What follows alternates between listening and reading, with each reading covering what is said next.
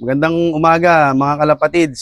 Ako nga pala si Menen Realesa ng Siniluan, Laguna. Yun, syempre bago ang lahat sir, maraming salamat sa pagpapaunlak na makapag-loop visit sa'yo. Tapos syempre shoutout sa Kalapatid Speeds at kay Boss Ronald Gonzales. Sir, pwedeng malaman ano ng mga naging achievements yun at yung mga dagdahan na karera? Nung last sa North ng Ulpa, nag-second overall tayo ng Open Young Bird. Tapos lap winner siya ng Santa Ana, Open Young Bird. Tapos nung last South 2026, hindi naman tayo nasisiro. Nakakasilat naman tayo sa mga palaro sa duluan. Gaya ng last 2 laps, last 3 laps. Tapos itong nakatatapos na summer ng BBC, yung mahirap na laro ng Masbate. Dito sa area namin, bago mag-final lap, sa pagkakatanda ko, kami na lang ang natitirang may ibon sa area namin. Kung napauwi namin yung ibon namin na yon noong last summer na napakahirap sa Masbate, possible mag first overall yun ng young bird. Nagsimula nga pala ako sa pag-iibon nung pandemic. Kasi nung nasa barko ko, naka-quarantine ako sa Manila Bay ng 30 days. So wala kang ginagawa, nanonood ka lang sa YouTube. Lumalabas sa akin yung mga nagbablog ng kalapati.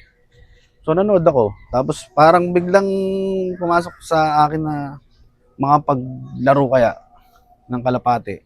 Si Jeric, nakita, naglalike ako sa mga post ng nagkakalapati. Tiniem ako kung gusto kong magkalapati ulit. Ayun, napatim ako kina Paring Jim sa pagkakalapati. Pagka-uwi ko, punta ako sa loob ni Paring Jim. Tapos inalok ako kung gusto kong magpasalang ng breeder. So namili ako ng isasalang ko. Okay naman ang resulta kasi nag-superset winner yung naging anak nung napili kong para i-breed na ilaban. Nag-superset winner sa APRA. Tapos hanggang ngayon na tuloy-tuloy lang, kahit magastos, basta masaya ka sa ginagawa mo, tuloy-tuloy lang. Ito yung pinakauna naming na lop. Ito mga Kalapatids. So. Ito, nakarating na rin yung kinarga ko dito ng Tacloban. Kaso nga, hindi pinapalad. Ano namang istorya sir? Bakit ano naman na yan? Inabandon mo na? Mas masarap maglaro dito sa taas. Dati kasi nahihirapan kayo mag-trapping dito. Ang bilis ng ibon, may manggang malaki dito na nasa gitna. Dumadapo pa sa puno. Nanunungkit pa kami. Lagi kaming sumasali ng mga side bet tsaka pulling. Doon kami nahihirapan pababayin yung ibon. Pero ngayong summer, bala kong gamitin ulit to, aayusin ko lang tong pasukan. Oo. At puno yung pinakang loop na sa taas eh. Ano naman naging resulta sir nung tinaas nyo itong loop nyo? Nananalo kami dyan. Pulling, side bet. Basic na lang yung pagpapasok. Minsan din naman na nahihirapan, pero mas maalwan maglaro pag nandito na sa taas. Ito mga Kalapatids. Binigyan na agad nila ng solusyon yung problema nila. Tsaka tinanggal na namin yung 360 viewing. Bata pa lang inakay, nilalabas na namin. Hindi pa kami nawawalan ngayong South na tinuturuan. Kumbaga mas naging hirap pa kayo no may 360 Kasi viewing. ang napansin namin, pag sobrang lakas na ng inakay, sobra na sa viewing, talagang pag lumipad, lalayo agad hindi katulad ng bata. Ikot-ikot lang yan dito. Basta magandang panahon, pakawalan mo, ikot-ikot lang yan. Huwag lang aabutin ng ulan. Minsan, nahihirapan na umuwi yung bata. Pero pag magandang panahon, hindi mawawala basta-basta. Dito nga sa building, may kalapit akong kalapati, pag-aala lang hindi nadadagit yung tinuturuan ko inakay.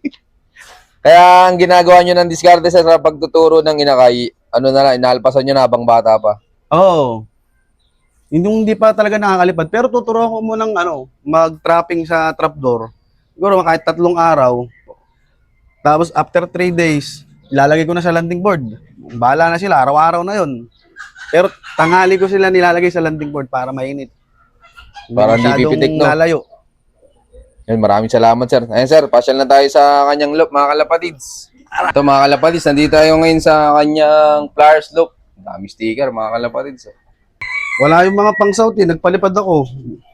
Mga naligo sa ulan. Bali, Pang north pala to, pang north. North section to. Ito mga kalapatids. Ayan, pang BBC. BBC. Wala yung ulpa, nasa labas. Nasaan, andong kabilang section? Ito yung mga pang south. Medyo madami kang pang south, sir, no? Ano yan? 40. Rentang banded ng Ulpa MacArthur, 10 BBC Laguna Abuyog. Ito mga kalapatids, oh. Dinamihan na ni sir. Balak naming magkarga na ng ano ng MacArthur. May susubukan akong sistema. Tingnan natin kung magandang gagawin sa South. Lalo sa MacArthur. Kanina nyo natutunan, sir, yung bagong sistema na yun? Wala, inobserbahan ko lang yung mga ginawa nila yung mga nagpa-Barcelona. Ngayon, susubukan ko yung ginawa nila. Yan, abangan natin to sila mga kalapatid sa MacArthur Race. Kaya marami ginawa ko, 30. Tapos sir, pwedeng makita pala yung mga winner mong ibon. Sa baba. Ito, punta naman tayo sa baba mga kalapatid. Samahan nyo kami. Let's go. Ito si New Lady Gaga. Ito mga kalapatid. So, anong naging achievements ng ibon na to, sir? Siya, first overall ng Open Young Bird. Tapos second overall ng Young Bird. Tapos sa Old Bird, second overall din ata. Pero ito, hindi marunong magbilang. Bakit? Kasi nung derby, laging third, second.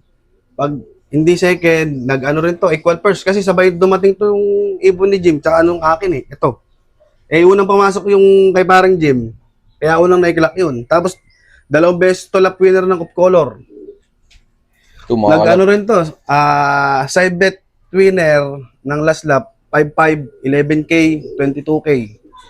Saan pala nilipad yan, sir? North or south? North. North, mga kalapatid. So, kalapating di marunong magbilang. 1, 2, 3 lang lagi.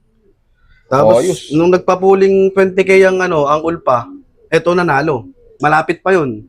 Kaya sabi ko, yung ibon may potential na manalo.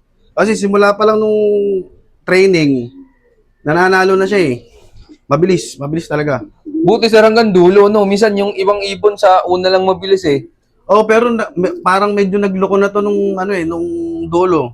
Wala kasi itong kapares kasi ito'y pahabol na breed Bata to nun. Kumbaga parang umuwi siya dahil lang sa perch niya. Tapos nung karga ng last lap ng pagudpod, may pinarisan siya medyo bumagal na siya nung last lap. Nasa barko ko nun, nag-aabang ako Naantay ko, kasi lagi siyang dropper. Ay, hindi pa nagkaklak. Sabi ko, putang na-disgrasya na. Nung umuwi, ayun, panalo naman. Ano bang speed? Mababa na 890 ata. Nanibago, no? Parang mas okay sa kanya nung nung wala siyang kapares Pero bakit niyo naisipan, sir, na bigyan ng kapares? Nung Hindi, last lap? kusa lang siyang pumares doon sa Kung loob. saan na lang. Pero pagdating sa mga last lap, sir, nagbibigay talaga kayo ng kapares? Depende. Paano depende, sir? Kasi ang ginagawa ko, naglalagay lang ako ng ang panlaban ko, puro kak. Maglalagay lang ako ng hen doon. Bahala ka na kung paparisan mo yung lalagay ko na hen. Mga Pero anong lap? hindi. Anong lap kayo nagbibigay ng mga hen, sakak? Last 3 laps. Last 3 laps. Pinakamaganda na yun, sir. Yung para sa amin. Para sa inyo. Pero okay naman, effective. Sa widowwood, pag hindi ka maalam, masisira kayo. Mahirap din yung sistema na yun. Kaya hanggat maaari, kung magaling ang ibon, umuwi ng walang kapares, mas okay. Tapos yung last north ng Ulpa, pamangkin nito. Yung nag-second overall ng Open Young Bird. Magaling, no? Layo nito yung nanay niya, Drapa Berkamen, na kuha namin sa Nongchok, import, 14th Ace Bird. Tapos yung tatay nito, pure na Rainier Putman. Kaya pala may tulin, no? Ito mga kalapatid. So, kamusta naman sa breeding to, sir? So, hindi ko pa napapabuga to. Yun lang. Pero yung nestmate nito, yung anak, pinasok ko ng Thailand sa Pamuk OLR. Lagi rin yun, sa Philippine Bird. second Philippine bird. Tapos, nag-speed yun ng 2,000 sa Pamuk. 160 kilometers. Pang-ilan pa yun? Pang-ilan? Yung speed na 2,000? Parang ano, hindi ko matandaan eh. Pang 100 ata o 90 plus. Di ko Mo, 2,000 na matandaan. speed, no? Mamaw na yun, no? Puro mamaw yung kalaban, no? Sabi ko nga kung Ay, sa Philippines, pang-ilan? second. Second. Ayos, no? 2,000, no? Ano yun, tumapos yun. Kaso inaantay ko pa mapauwi eh. Tinesting ko na yun na binreed dun sa Thailand. Tapos pinasok namin sa Thailand master yung anak. Nagko-breeding kay Chat Papap ng Thailand. Ang kaso, yung anak nag-overfly. Sayang, no? Buti nga, ano, pumayag yung Thailand master na i-refund yung ano, entry fee. Pwede pala i-refund pag wala nang Hindi, ibang replacement. Na, siguro napakiusapan lang ni Sir Mike. Pero magaling to sila, mga kalapatids. Nasaan pala magulang nan, sir?